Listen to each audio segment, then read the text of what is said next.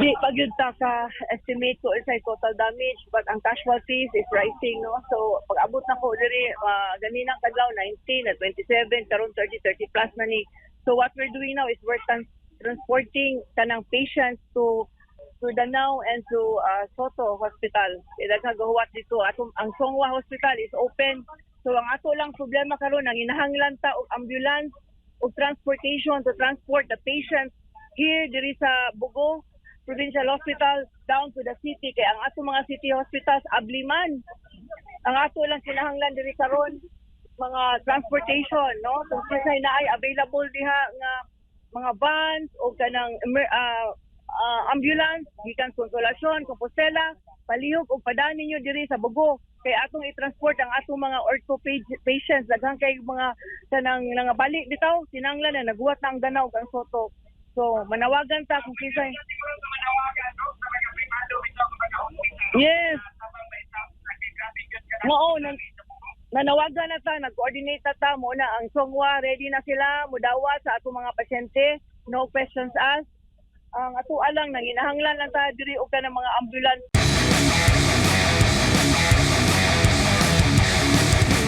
Andito tayo ngayon sa Cebu Provincial Hospital sa Bugo City kung saan ito yung syudad na epicenter ng 6.9 magnitude na lindol na tumama kagabi. So sa ngayon tinungo natin ang syudad dahil dito talaga yung napakaraming casualties. Sa ngayon, nakahandusay nga ngayon yung mga katawan, mga patay na katawan na nakalagay na sa body bag, black body bag, umabot sa 27 na casualties o death toll ngayon dito sa naganap na lindol sa Cebu. At sa labas naman ng hospital, provincial hospital dito sa Bugo City, nandito rin yung mga nasugatan, kasalukuyang ginagamot ng mga nurses at mga doctors natin, mga bata, mga matatanda na natamaan o nagkaroon ng sugat dahil sa malakas na paglindol kagabi. Narito rin ang ating governor, si Governor Pam Barriquatro na nangunguna sa pag-aasikaso ng mga Cebuano na biktima ng naturang lindol at may nagsedatingan pa ng mga nasugatan. Tuloy-tuloy pa rin ang pag-aasikaso ng mga pasyente dito sa provincial hospital dito sa Bugo City. Oo. Kanina, nakausap natin si Gov Pam. Ayon sa kanya, humingi na siya ng tulong sa nasyonal. At ngayon, inaasahang darating ang ating Pangulong Ferdinand Bongbong Marcos upang personal na tingnan ang sitwasyon ng mga natamaan na lugar dito sa Bugo, San Remigio at sa Daan Bantayan. Ito yung lugar dito sa North Cebu na talagang may mga apektado. Oo. Subukan natin. Yes. Eileen, so ang kumpirmado ngayon nasa 26 tama ba o 27 yung nasa 27 pero hindi pa final kasi kasalukuyan pa umiikot ang ating mga rescuers dito sa Bugo at saka inaantay din natin yung mga casualties mula doon sa San Remigio. Ang San Remigio kasi meron doon na namatay, 4 na casualties doon dahil nga bumagsak yung kanilang sports complex. Mga naglalaro ng basketball doon, may namatay referee, player. So nandito na rin kasama sa 27 na inilagay dito sa body bag. Oo, yes, yun ang tanong ko. Yung kumpirmadong nakikita mo ngayon, yung mga bangkay na na-recover na nandyan mismo sa Cebu Provincial, sa labas ng Cebu Provincial Hospital ay nasa 27 na at patuloy pa rin yung ginagawang search operation ng mga otoridad. So, pakiulit Jade. Oo. Ang tanong ko, kumpirmadong nakikita mo dyan ngayon, 27 bangkay na ang na-recover dyan mismo sa Cebu Provincial Hospital. At, yes, at tuloy-tuloy pa rin.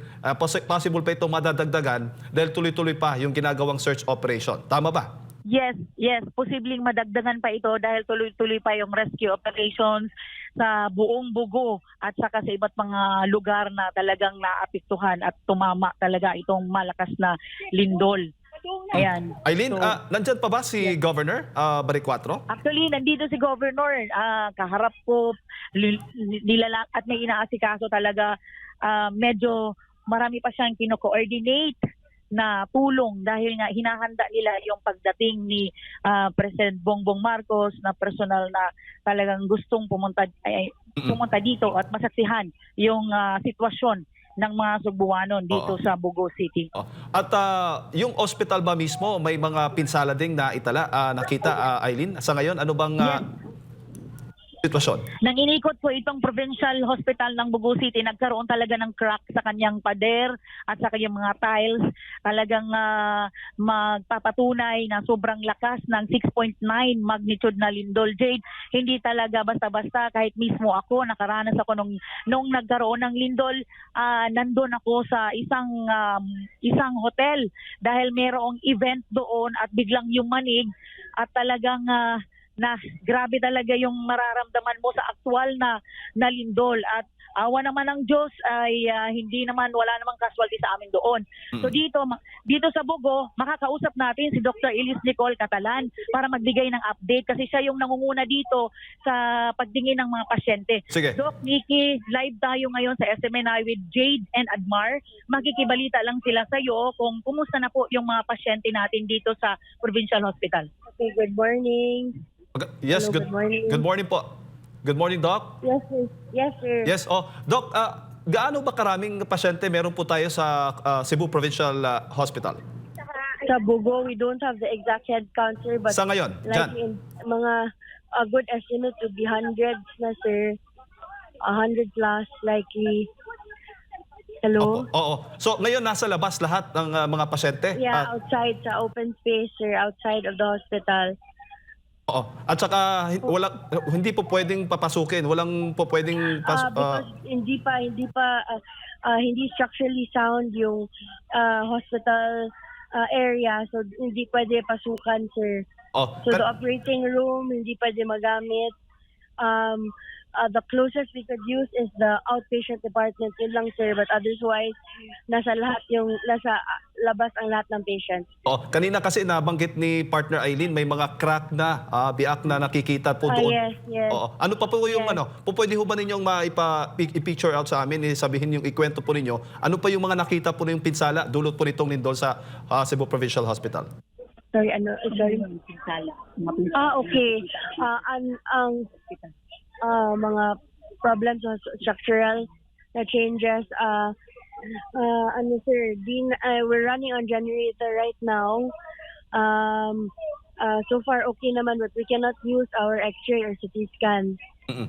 So sapat ho ba yung supply ng kuryente, ma'am? Tubig? Ano pang? May kuryente. So far yun lang, sir. Si partner Admar, may mga karagdagang katanungan po sa inyo, Doc. Ma'am, good morning po, may buntag, ma'am. Good morning. Maliban po sa mga pasyente ng mismong ospital, meron din po bang mga pasyente mula sa labas na apektado nito? Yes, there's a lot, sir. There's a lot. So majority of the patients now are coming from outside na mga rescues from around Bugo. Majority have fractures, mga orthopedic cases. So we're trying to refer them to the nearest provincial hospital for re-triaging and management pa, either surgical or medical management from there. Opo. Clarify ko lang, ma'am. Yung nasa loob po ng ospital, kumbaga wala nang tao doon sa loob mismo ng ospital? Wala na. Opo. So, ano naman po ang instruction mula sa DOH or meron bang galing pa sa ibang mga provincial hospitals or public hospitals na pupunta po dyan tutulong? DOH through Vicente Soto has already sent a team as early as 2:30 a.m. Yung batch 1 nila, batch 2 nila coming is around mga 9 o'clock today. We've heard commitment from Bohol that they'd likely send a medical team also to help augment our operation. Opo. Ma'am, dito po sa video na pinost niyo po kanina sa itsura po ng Bugo City Hall, medyo basa po ang paligid. Umuulan po ba sa kasalukuyan dyan? No, ngayon hindi na. Wala nang ulan. Opo. Earlier, it was raining. So sa kasalukuyan po, meron po bang parang temporary tent sa labas po ng probinsya? Madami, sir. Right now, temporary tent. Opo, opo. Ano naman po yung mga instruction ngayon ng gobernadora ukol nga po dito sa sitwasyon ngayon po, ma'am? She set up a command center already. She's called multiple national agencies, and she's here on the ground also with us, monitoring the situation. So we're just triaging out all the patients. So, that's where we are now, sir. Opo. Ma'am, sa report po kanina ng NDRRMC for validation pa, nasa 26 daw ang mga namatay sa report kanina That's only in CPH Bugo. So it hasn't taken into account the other places, sir. So yun lang yung mga bodies we're looking at right now in the hospital. Opo, opo. But Ma'am, there could be more. opo. Siguro bilang panghuli na lang po, ma'am, kasi alam po namin na magiging abala po kayo. Ano po yung immediate na needs po ngayon sa kasalukuyan po dyan sa Bugo? Immediate needs here are more tents, bottled water, and prepared, ready-to-eat na food. Sorry, sir, I have to go, ha? Okay. Okay, Edmar, so may mga pasyente na inaasikaso si Doc Vicky, no? So yun nga, yung kailangan talaga dito na nanawagan si Governor Pambari 4 na sana may mag-donate ng maraming bottled water, tubig, pagkain na ready to eat na para nandito si Gov. Pakinggan natin ang interview. Sa ato ang temporary crisis command center.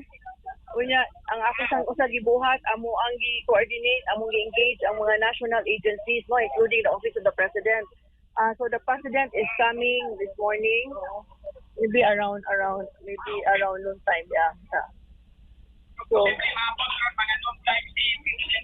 kasamtangan gi-interview si Gov Pam sa mga kaubanan sa buhat o atong nadungog ang iyang tingog. Landing niya sa shopper, no? Doon amo na gi-prepare.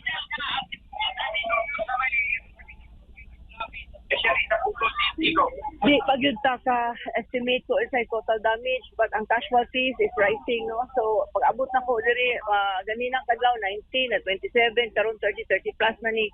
So what we're doing now is we're transporting tanang patients to Danao and to Soto Hospital. Nagagahuwat dito. Ang Songwa Hospital is open. So ang ato lang problema karon ang inahanglan ta og ambulance o transportation to transport the patients here diri sa Bugo Provincial Hospital down to the city. Kaya ang ato mga city hospitals abliman. Ang ato lang kinahanglan diri karon mga transportation, no? Kung kisay na ay available diha nga mga vans o kanang ambulance gikan Consolacion, Compostela, palihog o padani nyo diri sa Bugo. Kaya atong i-transport ang atong mga ortho patients daghang kay mga kanang balik bitaw sinanglan na naguwat na ang Danao kang Soto. So manawagan ta kung kisay. Yes. Oo, nanawagan na ta, nag-coordinate na ta muna ang Songwa, ready na sila mudawat sa atong mga pasyente, no questions asked. Ang ato alang nanginahanglan lang ta diri og kanang mga ambulance to para pada sa mga pasyente padung sa syudad. So nag-coordinate ang haron. So kapartner Admar, nadungog nato ang tingog mismo ni Governor Pambari 4 Eileen. sa iyang mga kinahanglan. Yes. Oo, baka pwede nating makapanayam si Governor. After sa brigada. Okay. Bob, Thank you. Ayan po, standby. kasalukuyan pong nandito si nasa Gob. Cebu Gob, Provincial Hospital from si SMNIJ, Governor. gusto kang makausap, Gob, ni Mar Gov, saka ni Jade. Gov, Hi, Jade Gov, and yes. Admar. Gov, maayong buntag. Maayong buntag. Yes po. Gov, kailangan na hubang magdeklara po tayo ng state of calamity po dyan dahil nga po dito? Yes, I've already prepared it at dawn. We are just coordinating with the provincial board. We're just finalizing, but other than that, we are prepared for it. We already made the executive order. Po, isang batay po sa karanasan po ninyo, ito pong nangyaring lindol dyan sa Cebu ay malala na ho ba? Ito po talagang pinakamalala para po sa inyo? Yeah, so far, ito yung pinakamalala na earthquake dito sa Cebu. Dito sa Bugo, 6.9 ba? Pero I was just talking to OCD, 7 na daw eh. But anyway, Po, anyhow, Bago ko lang ipasa kay partner Admar Gov. Kanina narinig namin nasa higit 30 na mga bangkay ang na-recover. Nakita po niyo diyan sa Yes, labas. and it's Kasama ho ba yung mga sa ibang ito ho ba ay sa Bogo City lamang? Bogo City, meron din sa Medellin. San Remeo, yung 3 towns. Actually, yung 4th district, yung talaga, totally was hit talaga by the earthquake. Opo. Gov, maayong buntag si Admar po Sige, ito. salamat sa time still. Admar, talagang kailangan na ni Gov yung puntahan, yung pasyente doon. Talagang hands-on si Governor ngayon, Admar. So, yun, narinig naman natin yung panayam natin kay Governor. Ang malinaw doon na partner Eileen, talagang nangangailangan sila ng mga ambulansya mula sa iba't ibang mga ospital dahil marami po yung mga reported gaya nga ng kanina sa unang interview mo, nabanggit nga nila na maliban doon sa mga pasyenteng nandyan sa provincial hospital, tuloy-tuloy din ang pagdagsa ng mga pasyente na naapektuhan nga nitong lindol, no? Nabalian, siguro nabagsakan ba ito? So ito ngayon yung immediate need ng mga kababayan po natin diyan, ng government diyan na mai-transfer considering yung Vicente Soto. Gaano ba kalayo mula sa Vicente Soto yung Bogo City, partner Eileen, at maging sa Danau City kasi parang doon ita-transfer yung napakarami mga pasyente diyan? Ang biyahe mula ng Bulabogo papuntang Cebu City ay nasa 2 hours o more than 2 hours. Depende sa takbo. So pinakamalapit dyan ay sa Danau? Oo, yung Danau siguro mahigit 1 oras at kalahati, parang ganon. So, yun, kailangan talaga ng ambulance dahil marami pang pasyente ang nandito sa labas ng provincial hospital. Pero inaasikaso naman sila with all the tents. May kompleto naman ng tents, kompleto naman ng mga oxygen, mga gamot. So, kaya lang yung supply nga ng tubig, pag mauubusan, kaya nanawagan sila na tuloy-tuloy yung mga donations ng mga tubig, pagkain, at saka itong ambulance na hahakot dito sa mga pasyente dito sa Bogo City, papuntang mga ospital sa Cebu City. Partner Eileen, maaari mo bang maisalarawan yung ospital dyan? Ano na ba yung itsura ng ospital dyan? At meron bang assessment na ginagawa or talagang hindi na wala ng structural integrity kaya pinalabas na ang lahat ng mga pasyente, ang lahat ng mga staff ng ospital? Actually, Admar, bago lang itong ospital na ito. I think inagurahan ito siguro mga last year. So, merong mga cracks, pero hindi naman gaano. Yung pader, makikita natin yung mga cracks sa pader, sa gilid-gilid ng mga tiles. Pero, para naman na for the safety talaga, hindi talaga muna pina-occupy yung mga pasyente. As in, totally vacate yung mga rooms, wala. Dito lang muna sa lobby dahil sabi nga ni Doc Mickey, matuloy-tuloy pa yung assessment dito sa building. So hanggat hindi lumabas yung resulta kung pwede na siyang i-occupy, hindi talaga nila ipapasok yung mga pasyente at mananatili dito muna sa labas ng Provincial Hospital ng Bogo City. Opo, kasi pag sinabi mo mga pasyente, maliban doon sa mga pasyente dahil sa lindol, nandyan din yung bago sigurong papanganak lang na mga ina, nandyan din yung mga meron din tayong nakikita na dyan na talaga sila sa labas. Considering kita din dito sa mga videos na medyo masungit ba yung panahon dyan sa area? Yes, medyo mainit-init na yung panahon dito. Pero yung mga pasyente, meron namang tent, so safe lang naman sila. Pasyente na talagang pasyente, hindi dahil casualty sa lindol, oo, nandito pa rin sila. Naka-separate naman yung mga casualty, yung mga nadagok, yung mga nahulugan ng bato, naka-separate naman na area. Pero yung mga staff, yung mga nurses, mga doktor na nag-a-attend dito sa mga pasyente na ng ospital at sa mga dumarating na mga pasyente, nakikita nyo ba na sapat or talagang na-overwhelm na sa dami po ng mga dumarating dyan? Actually, medyo kulang talaga sila.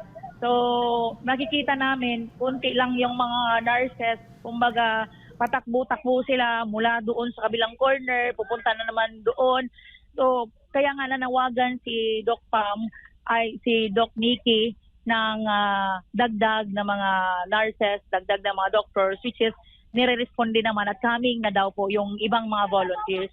Kasi meron din pong nangangailangan doon sa iba't ibang areas, hindi lang dito sa Bogo, kasama din doon sa Midilien at saka sa San Remigio na talagang natamaan din dito sa Lindol. Provincial Hospital, yan lang ba ang Provincial Hospital ng Cebu nandyan sa Bogo or may malapit? Actually, Marami pa. maraming provincial hospital ng Cebu. 16 yan siya. Iba't ibang mga areas, di ko lang makabisado. Isa na dito yung sa Bogo. Meron din sa Danao, Provincial Hospital. At doon sa Vicente Soto. Vicente Soto is nandoon sa, province yan, nandoon sa Cebu City. Oo. Doon siya na location. Pero meron ka na bang nakikita ng mga dagsa ng mga ambulansya? Kasi yun yung panawagan, immediate na panawagan ni Governor Pam na ma-transport na agad itong mga surge ng mga pasyente. Kasi sa update nga dito ni Doc Nikki kanina na nakapanayam mo, naka-code white ngayon ang Bogo Hospital dahil nga dito sa patient surge, maraming dagsa ng na apektado nga nitong Lindol. Yes, Admar, actually, madalang lang yung ambulance. Ang nakikita ko ngayon, pagkatapos ng isang ambulance na sumundo dito sa pasyente, ang nakikita ko ay isang van, high-ace van. So, wala talaga, hindi talaga ganun kadami ang pumunta o rumisponde na mga ambulance. So, yun, patuloy pa rin ang pananawagan nila. Siguro, nandun na yung iba, naghahatid na, pero hindi tuloy-tuloy na may ambulansya talaga bawat minuto. Wala. Meron dito van, siguro mga hakbang na lang ng provincial government para maihatid talaga itong mga pasyente na kailangan ng ihatid doon sa Cebu City. How about air support, Partner Eileen? Meron ba? Or mas ano pa rin yung byline? Mas marami ang maita-transport? Air support, may mga helicopter, mga ganon? Yes. Wala so far, wala tayong nakikita na ganon.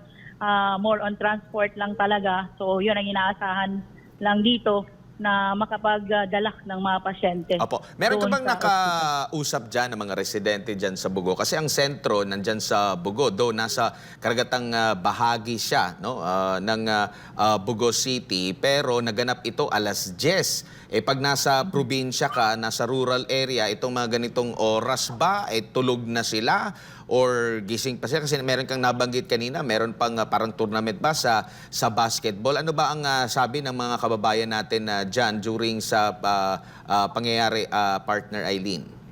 Yan, Admar, yung iba gising pa dahil may mga activities nga doon sa ibang lugar. Pero dito sa Bogo, itong karamihan ng mga namatay, itong mga bangkay, ito ay talagang yung nakausap ko kanina na iyak na isang pamilya ay tulog na talaga. Tulog na yung anak niya ng madaganan ng kanilang cabinet.